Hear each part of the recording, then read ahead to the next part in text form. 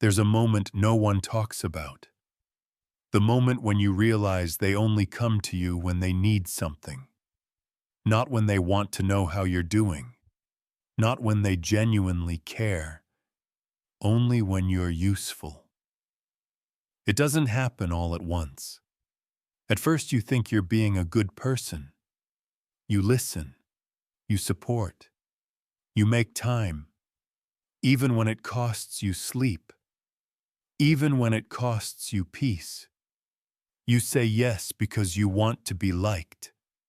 Because deep down you believe being helpful makes you valuable. But then it hits you. When you're the one who's breaking, no one notices.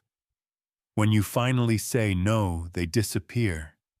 When you draw a boundary, they act offended.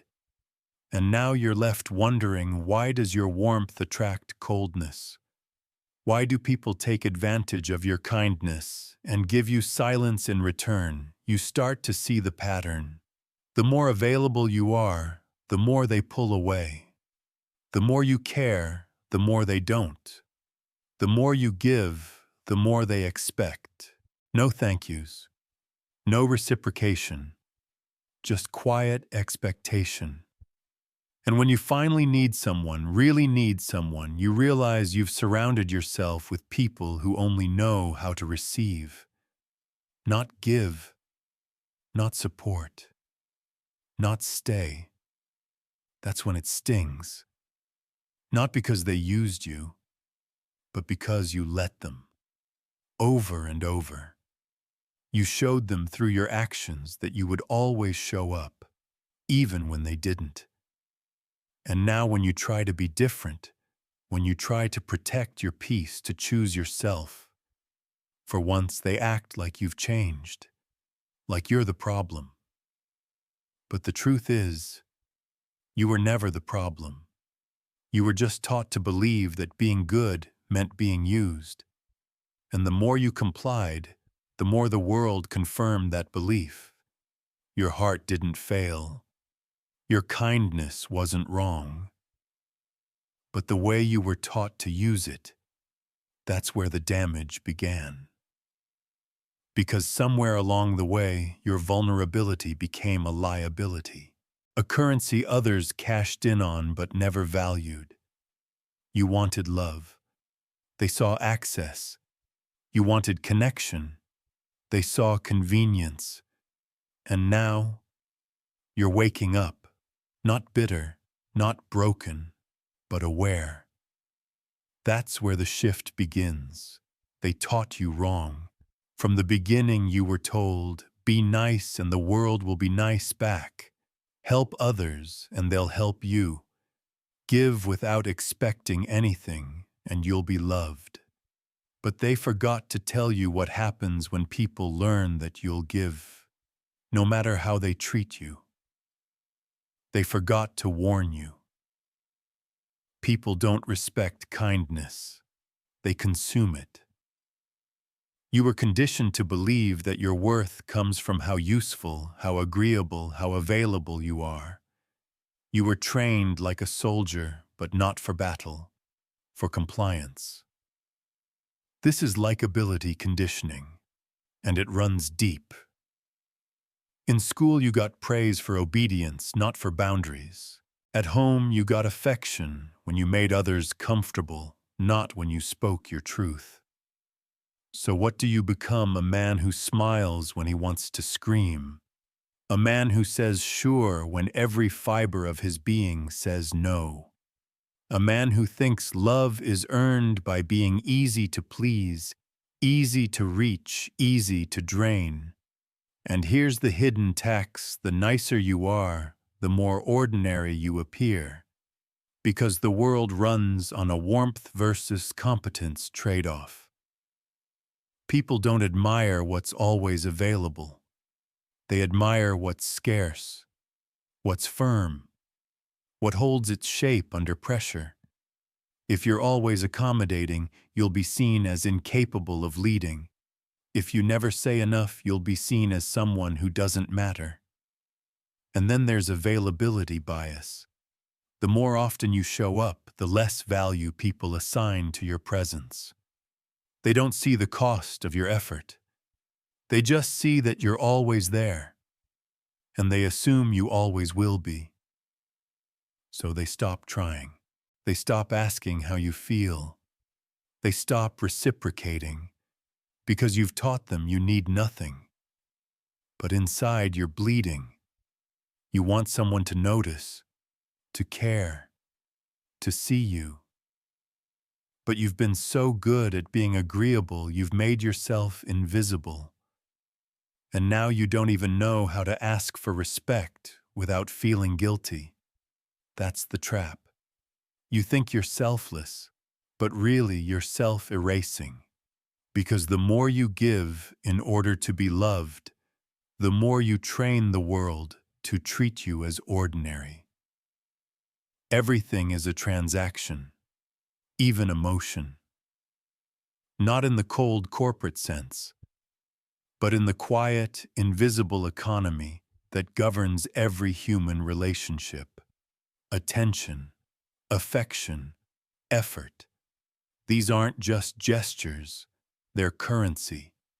And like all currencies, the one who needs less holds the power. This is the rule no one told you, but you felt it all your life. When you were desperate for connection, they pulled away. When you poured your heart out, they withdrew. But the ones who stayed distant, who gave little, they made you chase. Why? Because they needed less than you. And in the economy of emotion that makes them the stronger one. We think love is about giving, but in reality, it's about balance. And when one person needs too much validation, reassurance, presence, the scales tip. You become dependent. They become indifferent. You crave. They retreat. And soon you'll do anything just to get back what you never truly had. Here's the irony, you gave more to prove you were worthy. But the more you gave, the more they devalued you. Because what's abundant becomes cheap. And your endless kindness, it became expected, not appreciated. You were trying to earn love by over-delivering. But in doing so, you destroyed your leverage. This isn't about being manipulative. It's about being conscious. Because if you don't understand the emotional economy, you'll keep giving until you're empty, and then wonder why no one fills you back up. Nietzsche once said, "He who needs less holds the power." Let that sink in. In every dynamic, the person with fewer emotional dependencies sets the tone. You can still love deeply, you can still care, but not from a place of need. Need is not love. It's a contract written in desperation. And desperation never commands respect.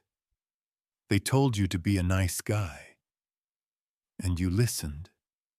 You thought, if I'm generous, loyal, respectful, people will value me. If I never cause problems, they'll keep me around. If I love hard enough, they won't leave. But they did. Again and again. Not because you weren't kind, but because your kindness had no backbone. It was transactional even if you didn't see it. You weren't being nice, you were pleasing, desperate to be chosen, afraid to be alone. So you made yourself small, non-threatening, predictable. You always asked, what do they want me to be? Never, what do I want to become? That's not kindness. That's self-abandonment. And eventually, people feel it. They sense the weakness behind the smile, the void behind the effort, the silent scream behind every "it's okay." They take what they can. Then they leave. And you're left devastated, asking, what did I do wrong? I was nothing but good to them. Exactly. You were nothing but good. no edge, no depth, no mystery, no standard. Just good, just there, just used. This is the collapse, the slow, agonizing fall of a man who believed that self-erasure was the price of acceptance. Carl Jung said, "You must integrate the shadow, or the shadow will control you." Your nice guy persona was a mask, but underneath, there was anger, resentment, need, fear. You buried it thinking it made you unlovable, but the truth is your wholeness is what makes you real, and real men are not nice. They are good and firm, compassionate but clear, loving yet unwilling to be stepped on.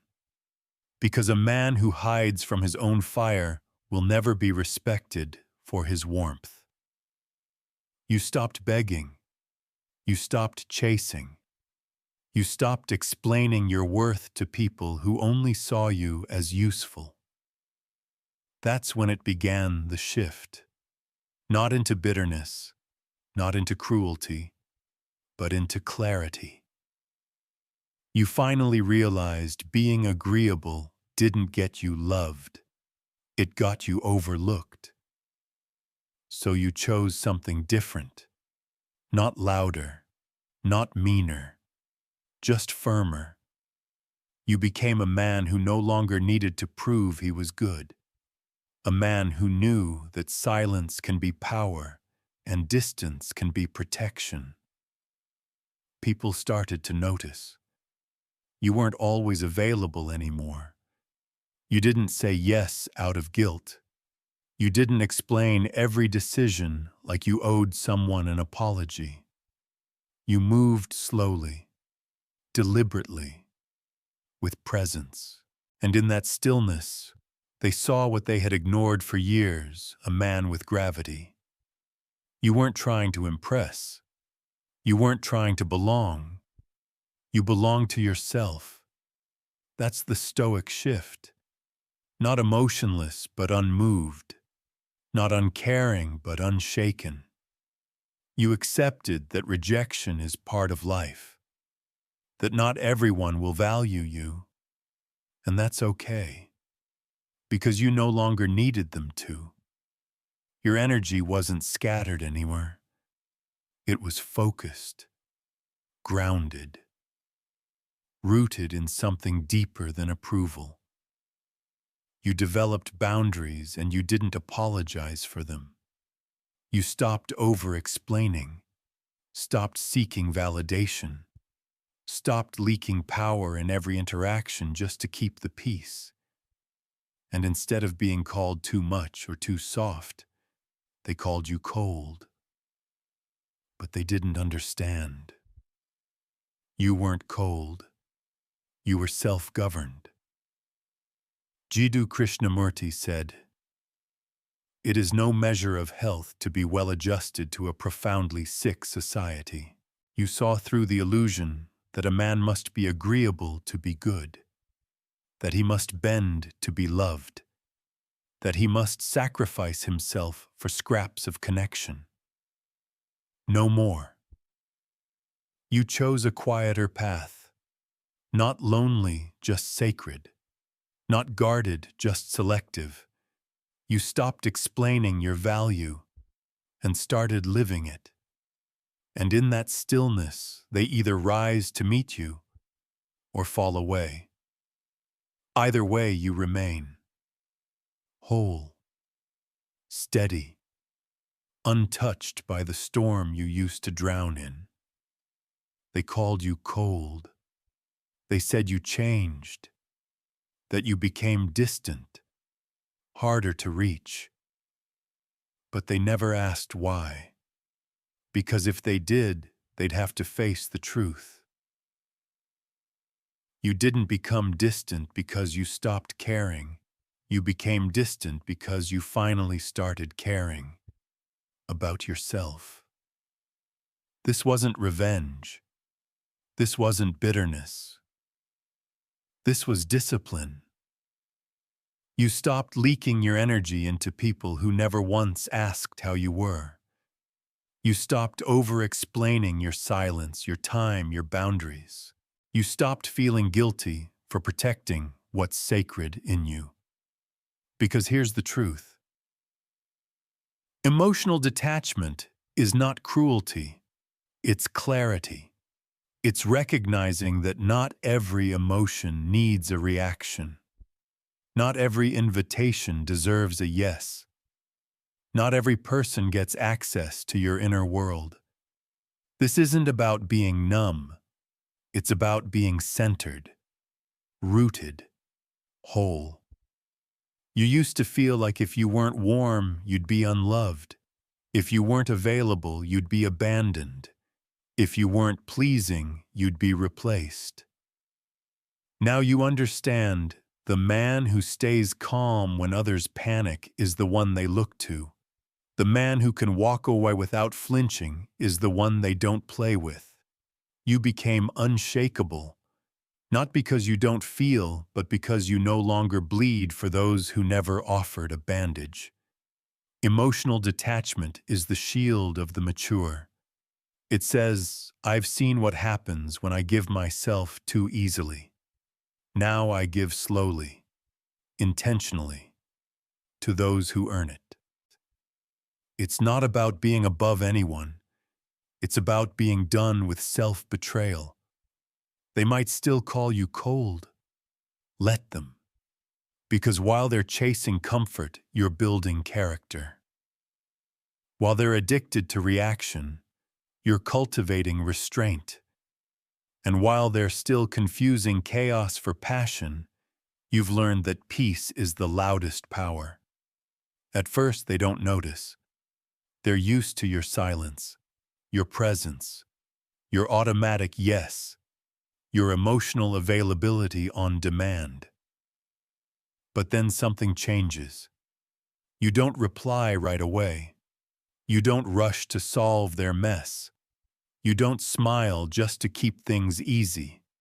And for the first time, they feel your absence, not the physical kind, but the absence of control, of access, of certainty.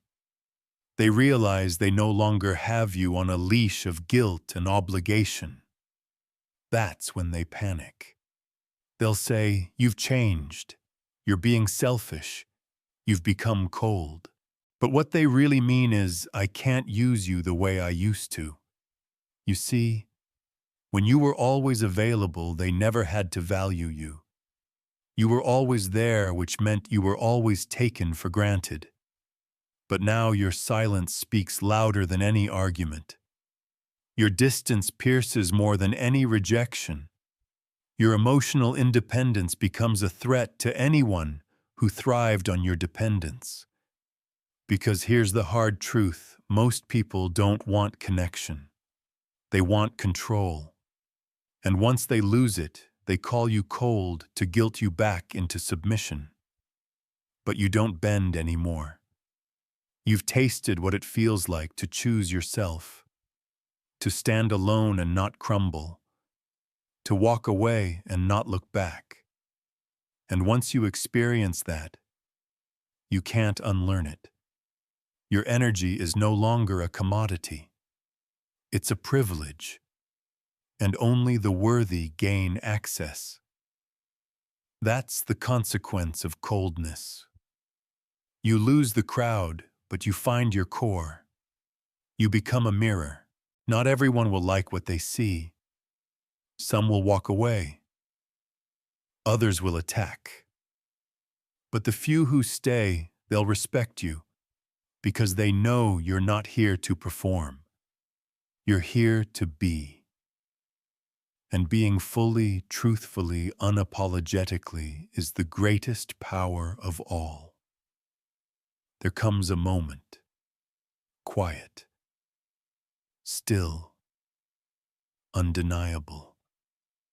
When you look back at your old self, desperate to be liked, eager to please, terrified of being alone and you barely recognize him, you feel a strange kind of grief, but also a strange kind of peace because now you know you were never respected for your warmth.